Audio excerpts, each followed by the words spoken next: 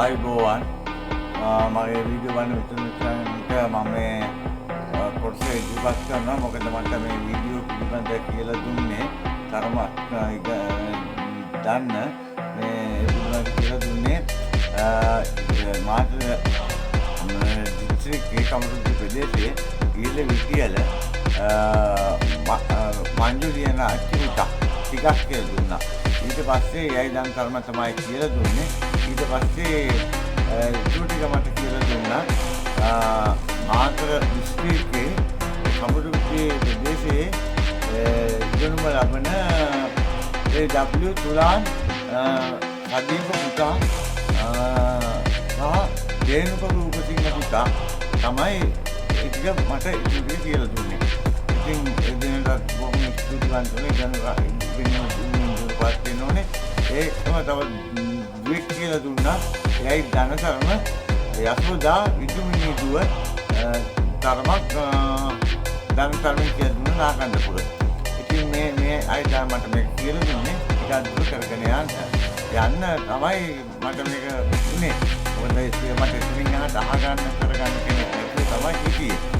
දැන් මාගේ වීඩියෝ වැඩකටු සියල්ලම කටයුතු කරලා දෙන්නේ මාගේ මිතුරුනේ මේ වීඩියෝට දාන්න. මේ මාතර දිස්ත්‍රික්කයේ කමරුද්ද ප්‍රදේශයේ මේ නාරන්දේනිය ජාතික පාසලේ අධ්‍යාපන 10 වෙනි වසරේ අධ්‍යාපනය ලබන කරකඩ උයන්ගොඩ පින්නකටිය වත්තේ අදින්චි දීජි නෙත් මේ පුතා තමයි ඉතින්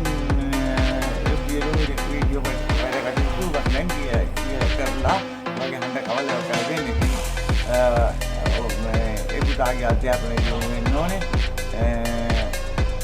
දිසිල් දුරට ලැබෙන්න ඕනේ.